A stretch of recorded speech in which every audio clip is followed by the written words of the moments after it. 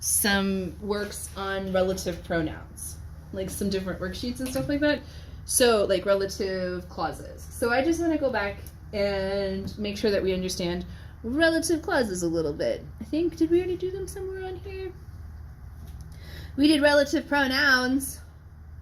Okay. And then we talked about the relative clauses and everything like that, but I just kind of wanted to make sure that we still understand what's going on, because that was a long time ago. Like that was all the way back in August. Okay. So I have all these examples for you, but before I just throw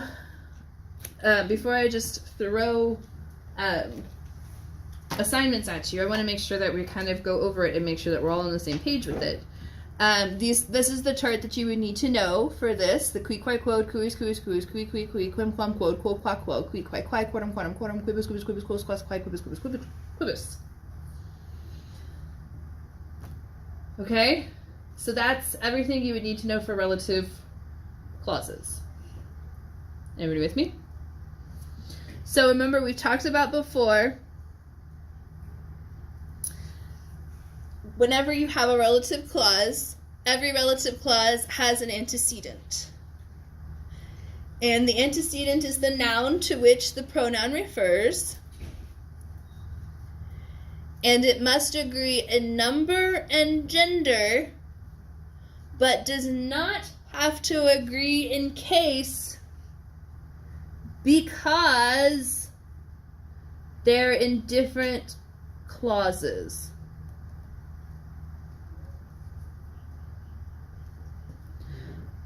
Okay, so remember, a clause is any sentence that has a subject and a verb, right? So a relative clause is a clause that is separate from the clause that has the antecedent. I'm using the word clause a lot, so I hope you understand what clause means, because I just used clause like 6 times in a sentence. No, it wasn't actually 6. That was an over-exaggeration. Hyperbaton. Not hyperbaton. Hyperbole. That sounds like a monster. Hyperbole. It sounds like Hyperbaton is like a hyperbole of a hyperbole. Hyperbaton is where you have the words separated and they jump. And yeah. Okay, so relative clauses. Again, I'll make a new copy of these and I'll link them into the assignments whenever I put the assignments in there. The assignment will be for you. You'll make a copy of the worksheet that I give you, and then you'll just resubmit your finished copy. So you don't have to write anything down. You can just type it and it'll be okay. Okay? But remember, examples that we've had in the past. We had, for instance, puella quam pueramat in Italia habitat. Can you guys read that sentence?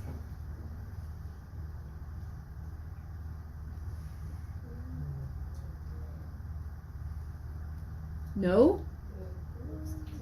The girl, no, whom the boy loves, lives in Italy. So your main sentence is, the girl lives in Italy. And then your relative clause is, whom the boy loves. Yes? Relative clause can almost be like a parenthetical aside.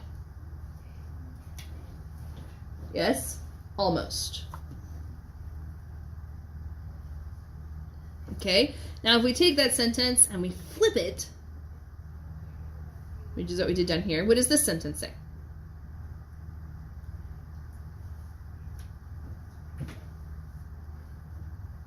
Oh, I'm going to give you a fun quiz. It's the boy loves the girl who lives in Italy.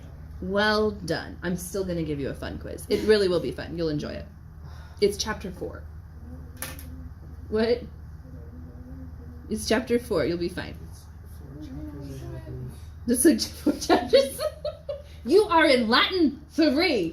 And you are 6 weeks into Latin 3. And even if you don't understand, yes, 6. Almost 9. 7? I don't know. I've lost track. All I know is we're like 6 school days away from fall break. That's wonderful. Okay, let's see if I can give you. Yeah. We have next Wednesday, week is Thursday, fall Friday. We actually only have 5 school days. Wednesday, Thursday, Friday, Monday, Tuesday, and then it's fall break. Yeah, like we're almost there, kids. And then we have like, and then we'll have like 4 weeks, and then it'll be Thanksgiving, and then we'll have like 3 weeks, and then it'll be Christmas, and then we'll have 9 weeks, and it'll be spring break, and then we'll have 9 weeks, and it'll be summer vacation. This does not apply to you people in the recording. Not necessarily. The times may be off depending on how far in the future. It is still recording. We are still talking about relative clauses, and I am struggling to come up with a. Let's see. Okay. The boy. Let's see if we can go the other way. The boy who lived in the smallest bedroom was sad. Okay, so let's find our main verb, like let's just bracket off. So this is in English, you can do this. Let's bracket off our relative clause. Where's our relative clause? Very good. Who lived in the smallest bedroom. So that means that our main sentence is the boy was sad. So Okay? it's like when you're quoting something is something unimportant with a dot. Sort of. That's where the dot would be. Sort of. I mean, it adds additional information. The relative clause adds additional information about our antecedent. Okay? The location which was chosen for our film studio was unacceptable. Right? You could just say the location was unacceptable, but you want to know which was chosen for this film was unacceptable. Yes? Okay. So, the boy who lived in the smallest bedroom was sad. So, let's just do the boy was sad first. Let's deal with that. Okay, so how are you going to say the boy? Puer. Very good. And how are you going to say was sad? Yes, we are writing this down. Because I'm about to assign you the worksheets. From Carrie. Was crying. Was crying. Lacrimat. We can do was crying. Okay. So make it past tense. Puer. You said you could say was crying. Go for it. Let's cry. Very good. Lacrimabat. Okay, now let's go deal with the stuff in the middle.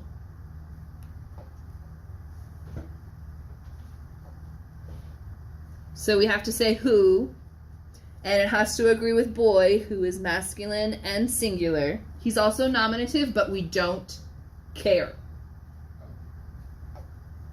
Right? We have to figure out what who is doing in this sentence. Okay? We have to figure out what who is doing in this sentence. So, what is who doing? We have in the smallest bedroom as a prepositional phrase. Lived is our verb. So, what is who? Oh, very good. You took it a step farther. That's qui, all right? Because that's our subject. Yes? Okay. And it's masculine and it's singular. So in the smallest bedroom would be in minimo cubiculo.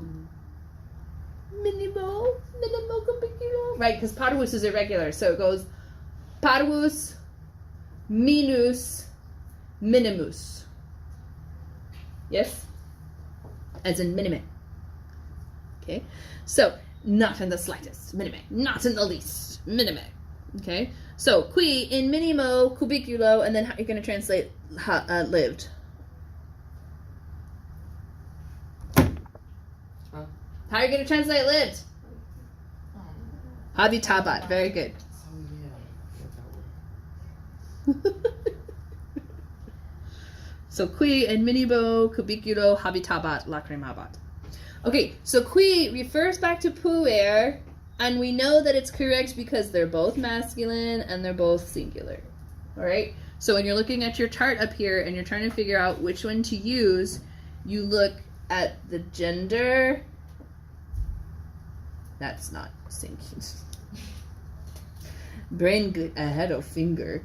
Okay, so masculine, feminine, neuter. This one over here is singular. I'm running out of room, and this one is plural. Right? Everybody with me? So the way you figure out which one you need is you look at the noun and you choose the one that goes there. Like feminine, singular. Quiet. Yes? Okay. All right. I'm going to go ahead and stop the recording. Check on Canvas for the relative pronoun. It'll be, I'll put it in a module, and then the assignments will be there as well. Okay.